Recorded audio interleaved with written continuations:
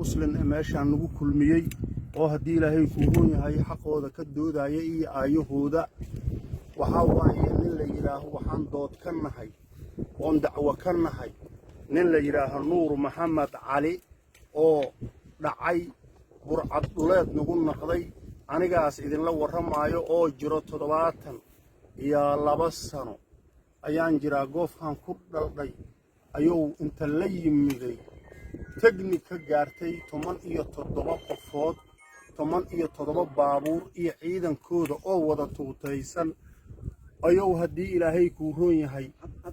oo ku cabirtay xoog iiga qaaday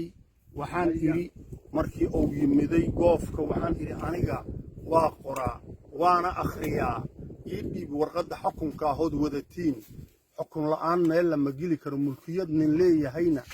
laguma burburi karo ee xukunka aan jaabka gashadhe aan akhriye xukunka idib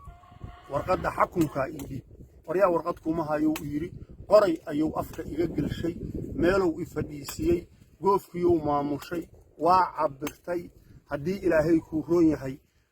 wuxuu raba ayuu ka suubsaday dhibaatadaas ayuu isoo marsiiyay aniga waxaan u dhashay degmada Daayni kuna dhashay haddana aan joogaa ilaa iyo waqtigaas waxa la yiraahdaa meesha aan joogno oo dheer ayaa la yiraahdaa hadii Ilaahay ku roon yahay degmadu aad iyo aad ayaynu u mahadsan tahay wax dhibaatana nooma geysan ninkan ayaa wuxuu noo keenay burcad dhuleed oo nagu naqday milakaliyo sheeganay maalin baabuur tuutaysan oo noo soo kaxaysana qorayow afka noo gelinaa dhulkayniyo hadii Ilaahay ku roon yahay oo soo rabo oo nin maalgeliye oo xamarka ka soo wato ayuu leeyahay dhulkaanaan leenahay hadii Ilaahay ku roon yahay ilmo barzaanfal oo dhulka waxba ka ogeyn oo leeyahay marqaati ka yihiin kana marqaati ka yahay kana wax ka og kana wax ka yeelay